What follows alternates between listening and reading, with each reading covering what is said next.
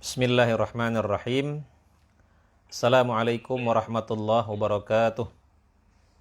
Waalaikumsalam warahmatullahi wabarakatuh. Innal hamdalillah nahmaduhu wa nasta'inuhu wa nastaghfiruh wa nastahdihi wa natubu ilaih wa na'udzu billahi min syururi anfusina wa min sayyiati a'malina. May yahdihillahu fala mudhillalah wa may yudlilhu fala hadiyalah. Allahumma shalli ala sayyidina Muhammad alladzi addal amanah wa ballaghar risalah wa nasaha lil ummah wa jahada fillahi haqqa jihadih. Yang saya hormati guru saya Ustadz Imam Ratrioso, senior saya di Pondok Modern Gontor, dan bapak-bapak, ibu-ibu semua yang hadir pada kesempatan kali ini. Semoga semuanya dalam keadaan sehat walafiat, selalu dalam lindungan Allah Subhanahu wa taala. Puji dan syukur kita panjatkan kehadirat Allah Subhanahu wa taala. Semoga Allah Subhanahu wa taala selalu mengkaruniakan kepada kita kesehatan, kekuatan, ketenangan dalam menghadapi ujian-ujian yang Allah berikan kepada kita semua. Dan itu semua untuk menguji kita siapa yang paling baik amalnya. Salawat dan salam selalu tercurahkan kepada junjungan kita baginda Rasulullah sallallahu alaihi wasallam.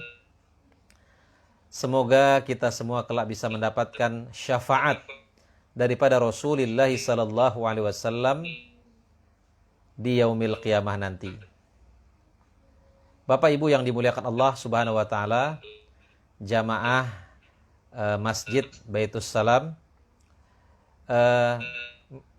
Tema kita pada pagi hari ini adalah orang-orang yang didoakan oleh malaikat. Ya. Tentunya para malaikat adalah orang-orang yang sangat dekat ya kepada Allah Subhanahu wa taala. Dan kita yakin doa malaikat adalah doa yang lebih mustajab dibandingkan dengan doa kita. Kenapa? Karena mereka adalah makhluk-makhluk Allah yang tidak pernah bermaksiat kepada Allah. La ya'sunallaha ma amarahum wa hum yaf'aluna ma yu'marun. Mereka tidak pernah bermaksiat kepada Allah dan mereka selalu mengerjakan apa yang Allah perintahkan. Bahkan para malaikat itu tidak pernah futur. Ya, la yafturun. Apa yang dimaksud dengan futur? Mereka tidak pernah lemah dalam beribadah. Karenanya doa-doa mereka tentunya lebih didengar oleh Allah Subhanahu wa taala. Nah, bagaimana cara kita mendapatkan doa malaikat? Atau amalan-amalan apa yang harus kita lakukan agar mendapatkan doa para malaikat? Bapak Ibu yang dimuliakan Allah Subhanahu wa taala, ya, sebenarnya malaikat itu bentuk jamak ya. Hanya dalam istilah bahasa Indonesia malaikat itu bentuknya tunggal. Makanya disebut malaikat Jibril, malaikat Mikail. Ya, sebenarnya kalau bentuk tunggalnya itu kalau dalam bahasa Arab adalah malak. Nah, jadi harusnya malak Jibril, malak Mikail ya. Tetapi itu sudah menjadi istilah dalam bahasa Indonesia sehingga tidak bisa juga disalahkan ya, sudah menjadi istilah ya. Baik, Bapak Ibu yang dimuliakan Allah Subhanahu wa taala. Mohon maaf, ini kok macet ininya nih, screen-nya.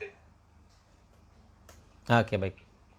Nah, agar mendapatkan doa malaikat, ya, yang pertama adalah ketika kita tidur, usahakan kita tidur dalam keadaan bersuci. Dari Abdullah bin Umar radhiyallahu anhu, bahwa Rasulullah SAW bersabda, "Man bata tahiran, bata fi syi'arihi malak. Falam yastayqiz illa qala al-malak, Allahumma ighfir li 'abdika fulan fa innahu bata tahiran." Barang siapa yang tidur dalam keadaan suci, maka malaikat akan bersamanya di dalam pakaiannya. Dia tidak akan bangun hingga malaikat berdoa, "Ya Allah, ampunilah hamba-Mu si fulan." Karena ia tidur dalam keadaan suci. Hadis riwayat Ibnu Hibban. Nah, salah satu sunnah yang terlupakan ya, itu adalah juga tidur, berwudu sebelum tidur ya. Rasulullah SAW bersabda, "Idza ataita matja'aka fatawadda wudu'aka lis-shalah." Kalau engkau mau tidur, kata Nabi, maka wudulah seperti engkau mau sholat. Ya. Terus bisa kita lanjutkan dengan sholat witir sebelum tidur. Kalau kita yakin kita akan bangun malam, maka witirnya diakhirkan. Sebagaimana anjuran Rasulullah SAW, "Ij'alu akhiras salatikum al-witr." Jadikanlah sholat yang terakhirmu adalah sholat witir. Tetapi kalau kita tidak yakin, maka kita witirnya sebelum tidur. Nanti ketika kita bangun malam, kita tahajud, kita nggak perlu witir lagi. Karena Rasulullah SAW bersabda, "La witrani fi lailatin." Tidak ada dua witir dalam satu malam. Bapak Ibu yang dimuliakan Allah Subhanahu wa taala, nah apa manfaat wudu sebelum tidur? Ya. Ibnu Hajar mengatakan dalam Fathul Bari, ya, ada banyak manfaat daripada berwudu sebelum tidur. Di antaranya, orang itu tidur dalam kondisi suci. Ya. Agar ketika kematian menjemputnya, dia berada dalam keadaan sempurna, berada dalam keadaan suci. Ya, karena kan tidur itu kan saudaranya mati. Ya, kata Nabi, "An-naum akhul maut." Tidur itu saudaranya mati. Ya, nanti kata Nabi di surga tidak ada tidur lagi. Kenapa di surga tidak ada tidur? Karena kata para ulama, karena istirahatnya penduduk surga tidak membutuhkan tidur. Ya. Mereka penduduk surga itu digambarkan hanya tidur-tidur hanya berbaring-berbaring saja di siang hari, ya, melakukan qailulah, ya, tidur siang sejenak, ya. Nah, agar ketika kematian menjemputnya, dia berada dalam keadaan sempurna. Nah, kita itu kan tidur itu kan persiapan mati. Tidak ada jaminan sedikit pun kita masih bisa bangun, itu nggak ada jaminan. Makanya kan doa bangun tidur apa? Alhamdulillahilladzi ahyana ba'da ma amatana wa ilaihin nusyur. Segala puji bagi Allah yang menghidupkan saya setelah saya mati, dan hanya kepada Allah saya kembali. Ya.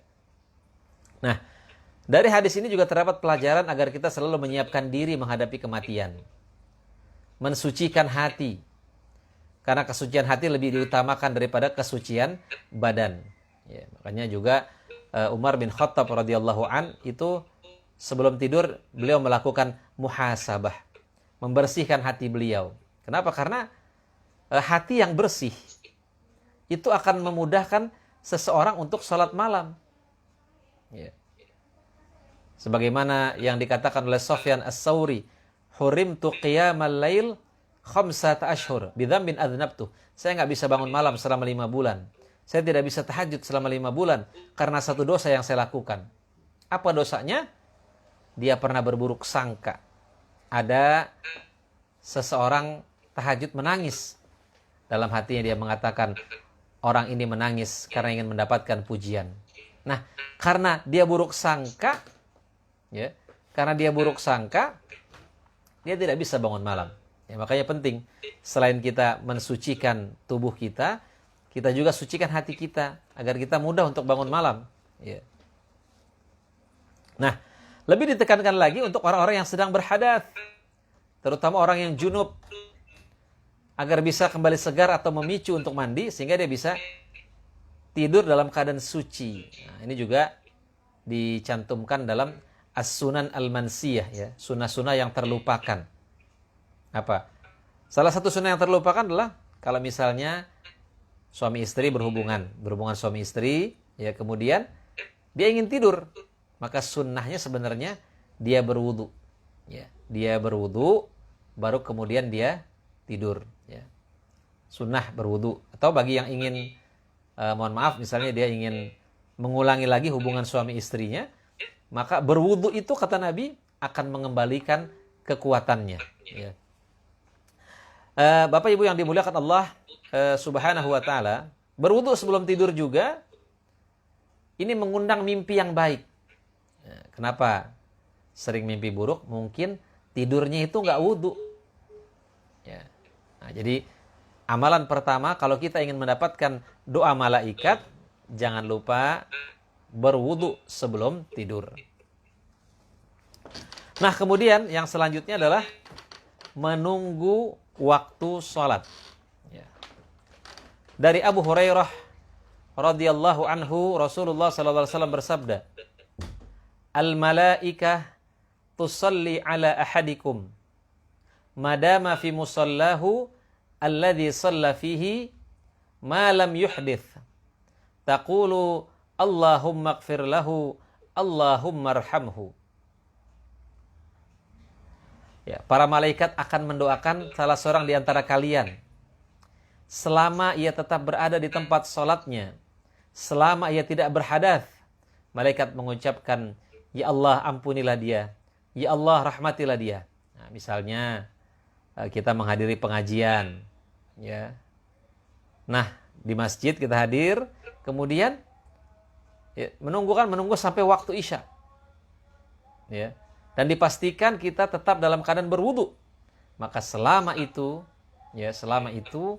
malaikat akan mendoakan kita. Ustadz, sekarang ini kan zaman Covid. Wah, pengajiannya di mana-mana Zoom. Apakah malaikat juga akan hadir? Insya Allah malaikat akan hadir.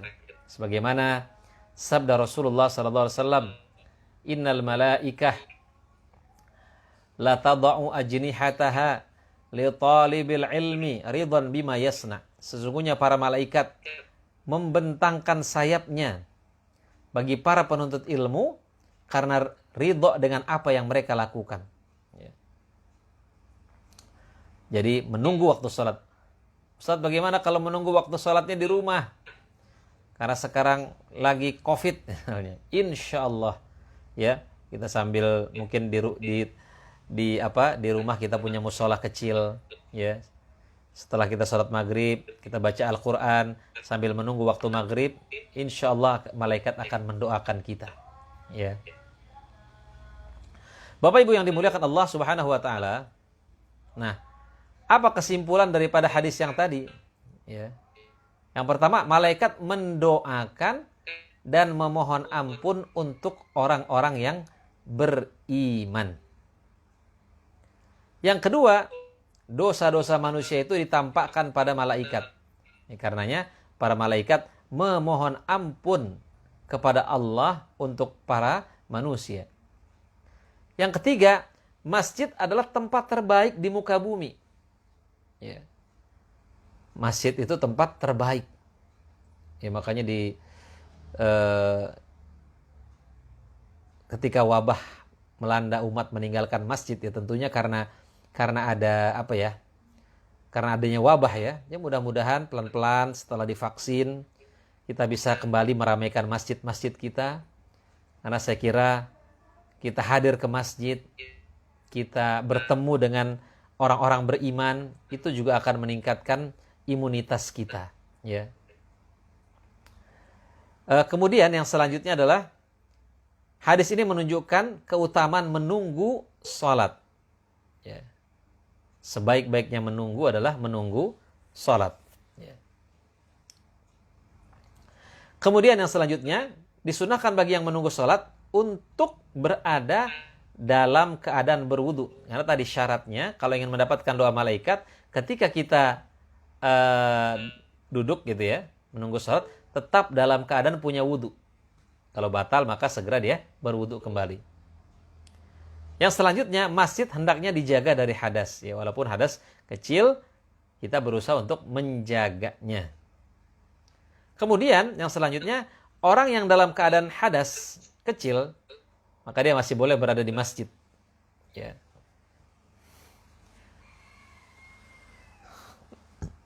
Kemudian, buang angin menurut ulama, seperti Ibnu Abdillah dihukumi makruh jika dikeluarkan di masjid. Namun ulama lainnya tidak melarang. Ya, karena tidur masih boleh di masjid, ya. Ibnu Hajar Al-Asqalani mengatakan bahwa doa malaikat adalah doa yang diharapkan terkabul, ya. Jadi kalau di sini mengatakan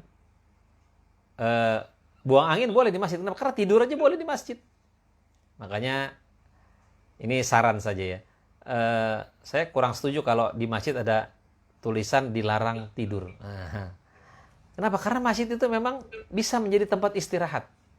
Ya mungkin kalau bapak-bapak, ibu-ibu pernah pergi ke Masjid Jogokarian, ya.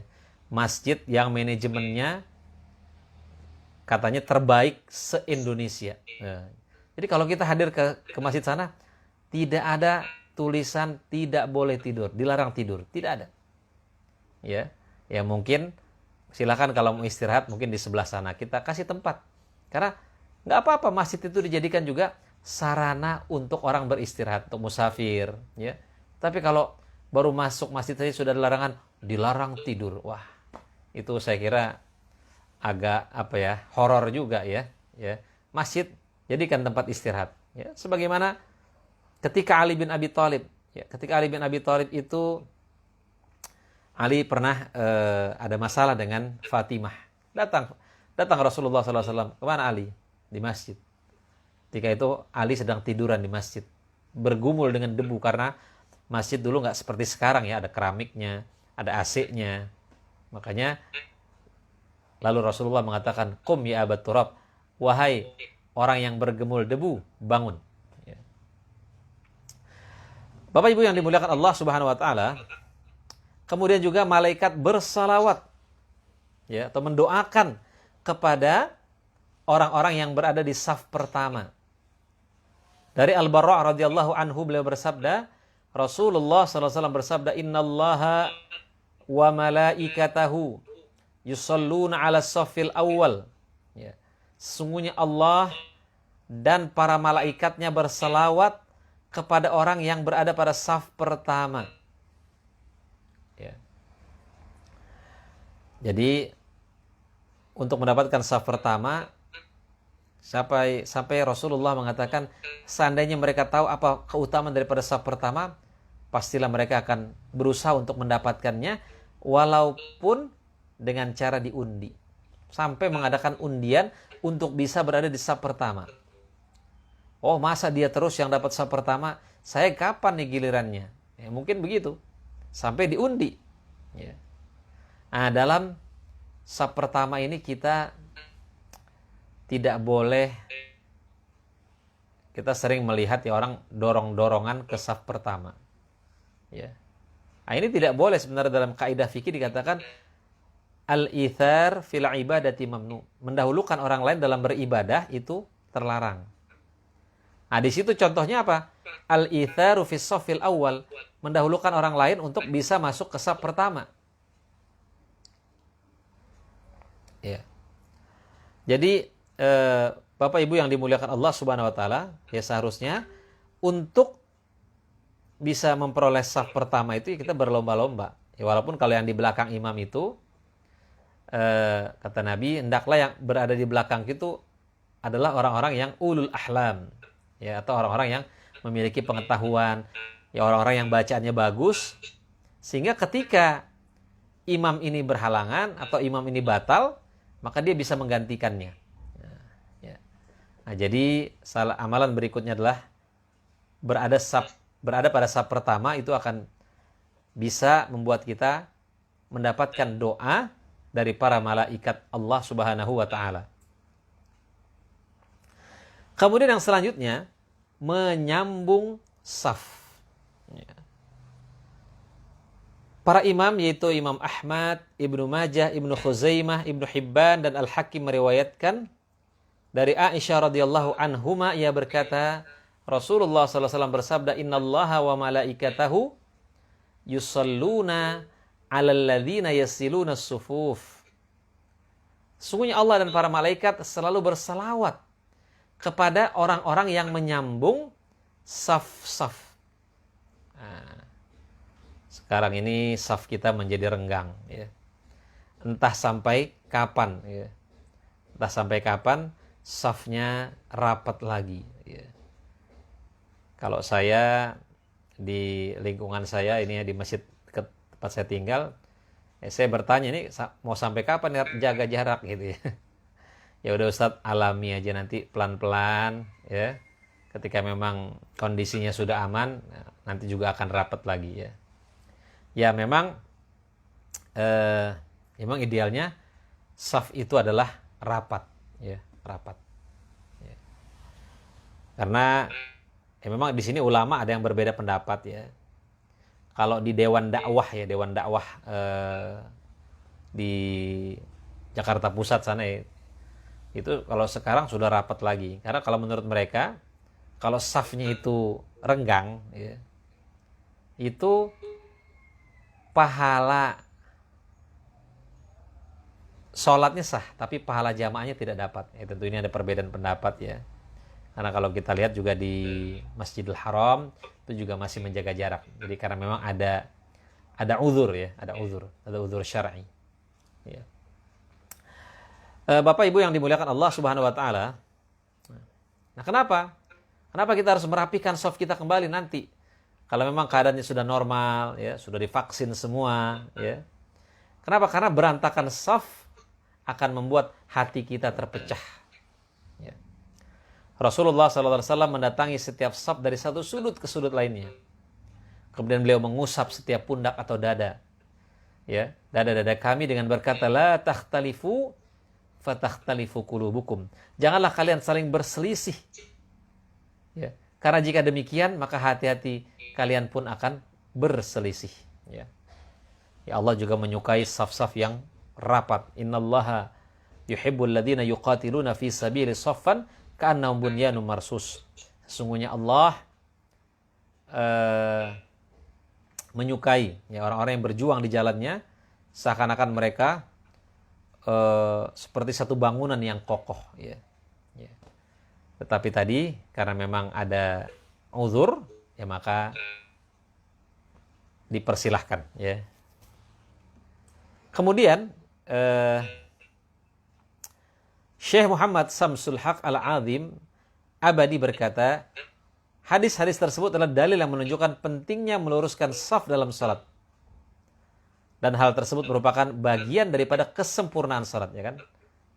Hadisnya kan sawu sufufakum fa inna taswiyatas sufuf min iqamatis shalah.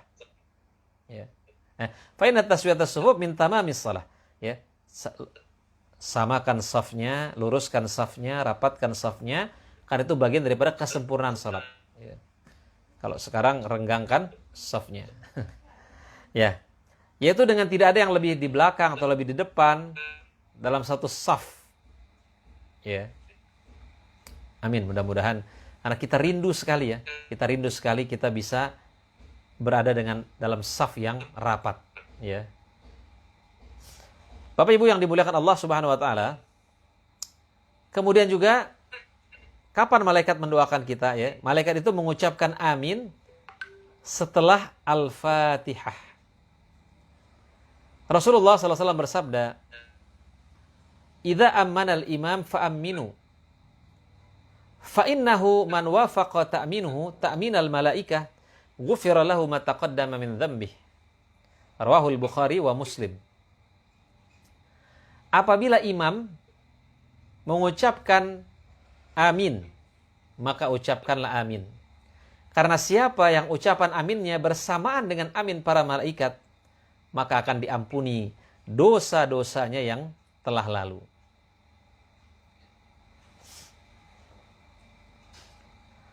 Nah, apa hukum mengucapkan amin bagi imam? Ya, dalam masalah ini para ulama memiliki dua pendapat. Mayoritas para ulama memandang imam disyariatkan membaca amin. Berbeda dengan Imam Abu Hanifah yang memandang, ya,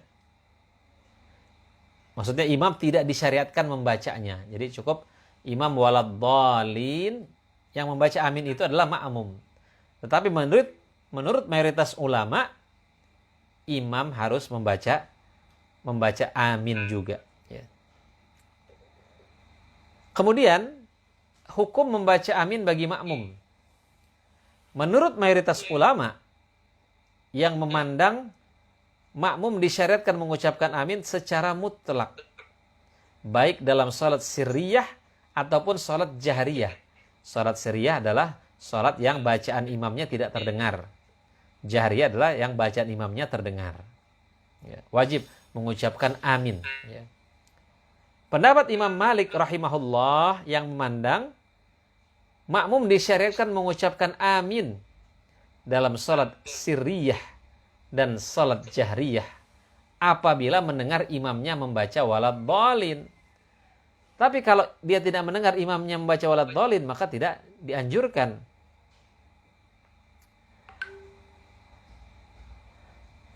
Pendapat Imam Syafi'i rahimahullah dalam Al-Qaul Al-Jadid atau perkataan barunya ketika beliau berada di Mesir, yang memandang makmum tidak disyariatkan mengucapkan amin apabila imam telah mengucapkannya dengan jelas.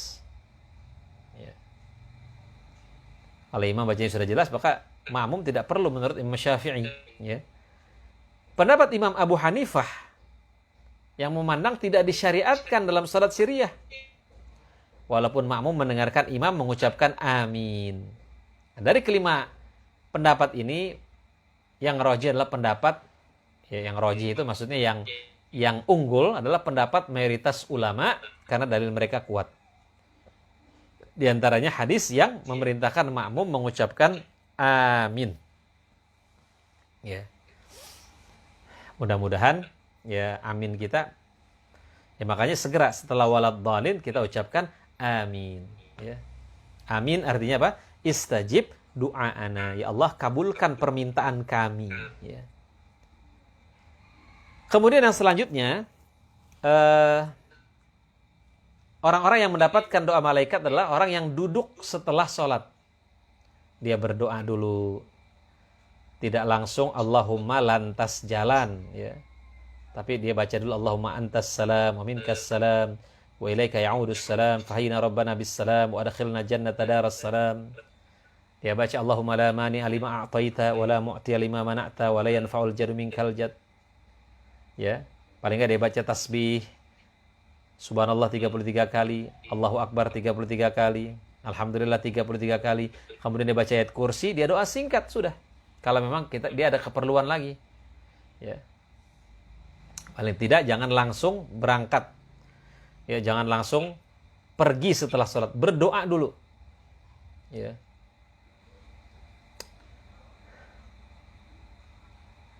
Imam Ahmad rahimahullah meriwayatkan pula dari Abu Abdurrahman, ia berkata, aku mendengar Ali berkata, Rasulullah SAW bersabda, innal abda idza jalasa fi musallahu ba'da shalah salat alaihil malaikah wa salatuhum alaihi Allahumma ighfir lahu Allahumma arhamhu.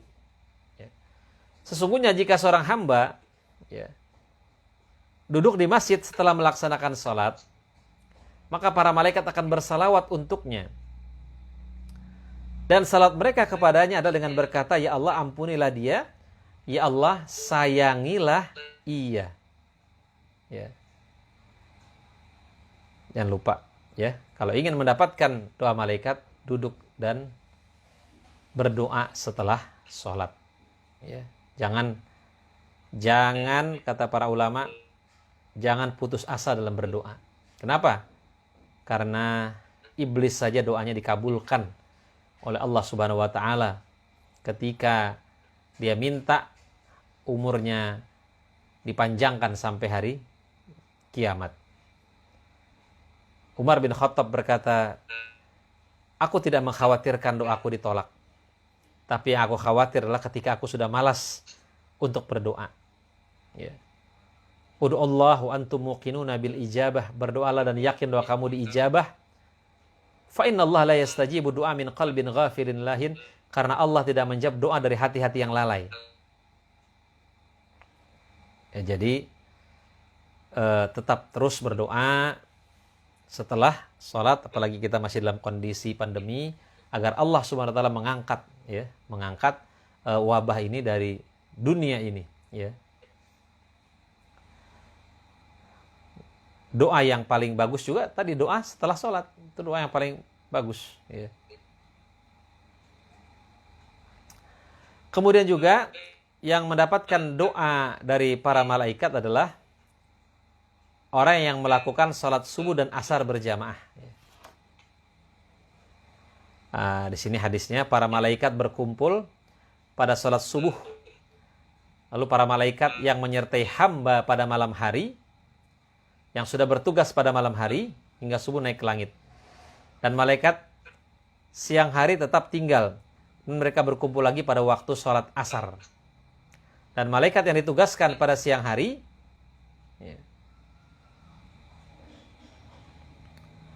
naik ke langit.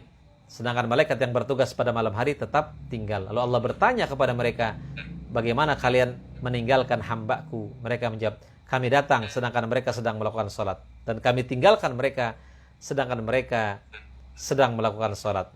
Maka ampunilah mereka pada hari kiamat. Memang ini ada beberapa sholat-sholat yang memang mendapatkan penekanan dalam hadis, dalam Al-Quran.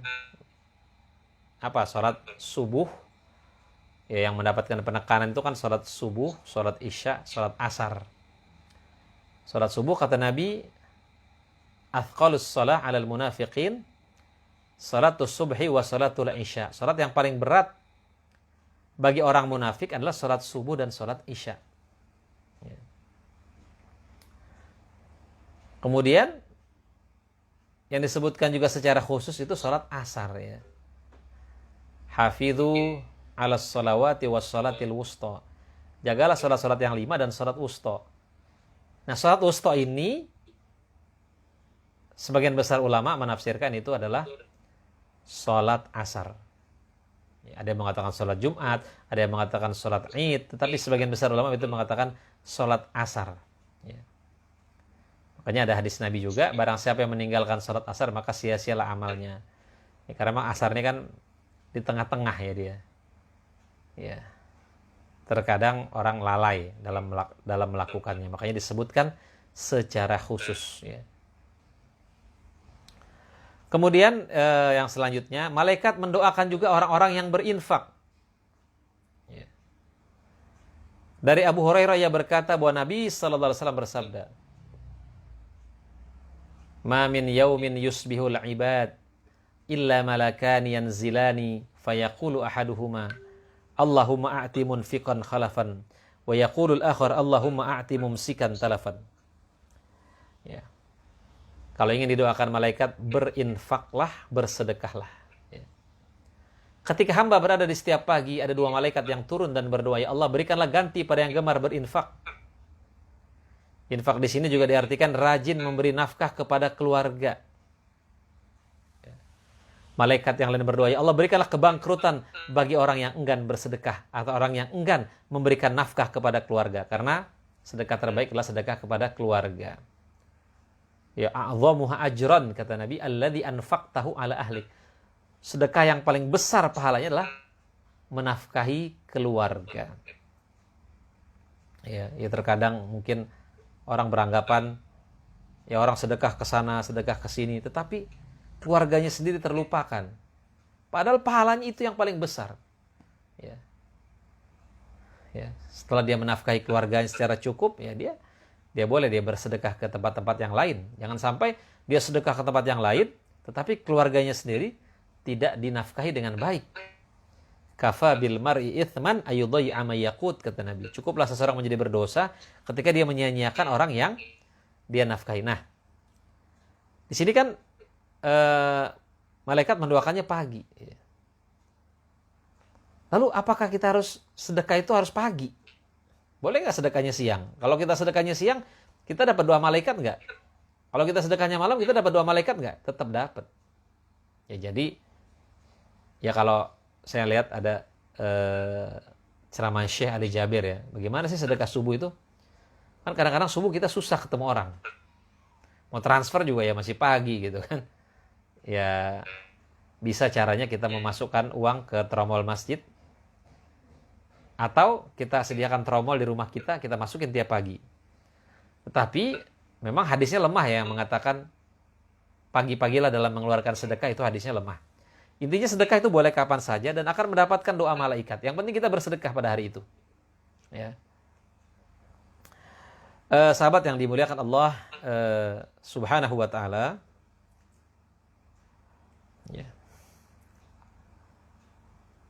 Dalam surat Saba ayat 39 Allah berfirman, "Qul inna rabbi yabsutu rizqa liman yasha'u wa yaqdir min ibadihi wa yaqdiru lah wa ma anfaqtu min syai' fa huwa yukhlifuh wa huwa khairur raziqin." Sungguhnya Tuhanku melapangkan rizki bagi siapa saja yang dikehendakinya di antara hamba-hambanya dan menyempitkan bagi siapa saja yang dikehendakinya. Dan barang apa saja yang kamu nafkahkan maka Allah akan menggantinya. Dan dialah pemberi rezeki yang sebaik-baiknya. Ya, jadi Allah akan mengganti. Ya, kita para suami Allah akan ganti setiap nafkah yang kita keluarkan untuk anak-anak kita, ya, untuk istri kita. Ya. Dalam hadis qudsi dikatakan, anfiq unfiq alaik. Berinfaklah, maka Allah akan mengganti infakmu. Ya. Nah, kemudian apa yang dimaksud dengan infak? Ya. Ya, apa yang dimaksud dengan infak? Di sini para ulama mengatakan infak adalah dalam ketaatan. Harta yang kita keluarkan dalam ketaatan kepada Allah. Berarti kalau bukan ketaatan, bukan infak namanya. Dikeluarkan untuk bermaksiat kepada Allah, dibelanjakan untuk bermaksiat, itu bukan infak. Ya. Infak untuk menunjukkan akhlak yang mulia. Ya. Orang yang berinfak menunjukkan dia memiliki akhlak yang mulia, dia tidak bakhil. Karena bakhil ini kan, kikir ini adalah akhlak yang buruk, ya. Makanya Allah mengatakan wa may yuqashuha nafsihi fa ulaika humul muflihun. Siapa yang diselamatkan dari sifat kikir, dia adalah orang-orang yang beruntung. Karena Rasulullah juga mengatakan la yadkhulul jannata bakhil, orang kikir tidak masuk surga. Ya. Al-bakhil laisa lahu khalil, kata para ulama. Orang bakhil tidak punya teman. Bahkan orang pelit juga enggak mau berteman sama orang pelit. Orang pelit, kata Nabi, itu orang dermawan itu dekat dengan manusia, dekat dengan Allah, dekat dengan surga. Sedangkan orang bakhil, orang kikir, itu jauh dari Allah, jauh dari manusia, dan dekat dengan neraka. Ya.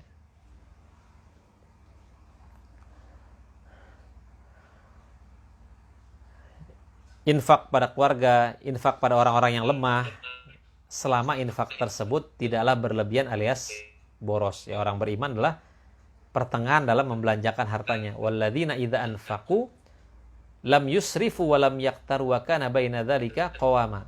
Orang-orang beriman itu adalah, orang-orang yang bertakwa itu adalah ketika dia membelanjakan hartanya, dia tidak berlebih-lebihan, juga tidak kikir. Dan dia berada di antara pertengahan, ya. Kemudian juga malaikat mendoakan orang-orang yang sahur. Insya Allah kita sebentar lagi masuk bulan suci Ramadan. Ya, kita akan mendapatkan kesempatan untuk mendapatkan kesempatan untuk didoakan oleh malaikat. Ya. Dari Ibnu Umar radhiyallahu anhu, ia berkata, Rasulullah bersabda, "Innallaha wa malaikatahu yusalluna 'alal mutasahhirin." Sesungguhnya Allah dan para malaikatnya berselawat kepada orang-orang yang makan sahur. Ya. Orang-orang yang makan sahur. Makanya, Ustadz, saya sahurnya habis isya aja. Itu bukan sahur namanya. Itu namanya asya. Al-asya. Sahur itu makan di akhir malam. Jaraknya kurang lebih yang bagus itu adalah 50 ayat antara kita makan sahur dengan azan. Ya. Tasahharu fa inna fis sahuri barakah. Sahurlah engkau, karena di dalam sahur itu ada keberkahan. Ya.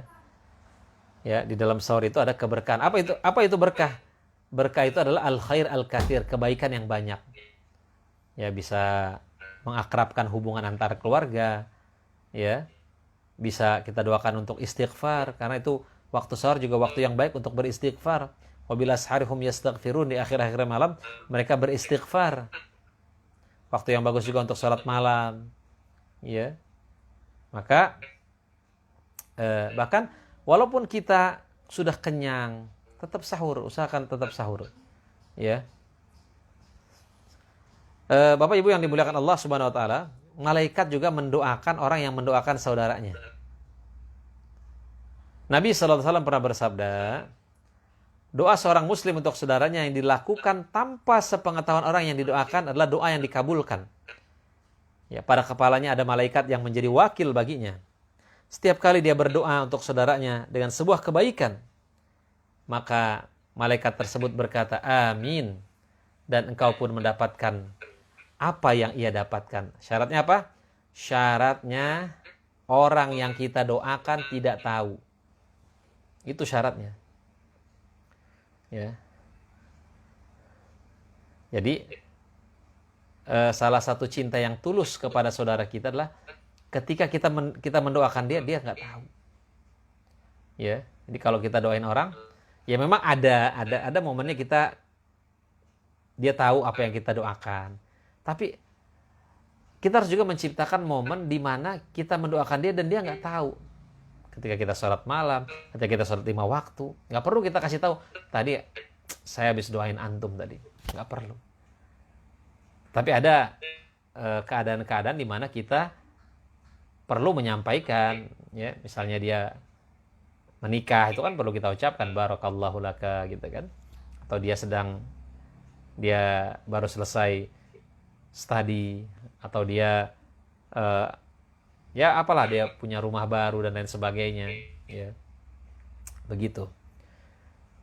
Abu Darda itu dalam dia mendoakan 40 temannya, disebutkan satu-satu namanya. Ini luar biasa. Ya. Ini butuh kesabaran ini menyebutkan satu-satu nama temannya untuk didoakan. Ya. Tidak gampang ini melakukannya, walaupun sepertinya gampang gitu kan. Ya. Kita kan pengennya yang ringkes saja.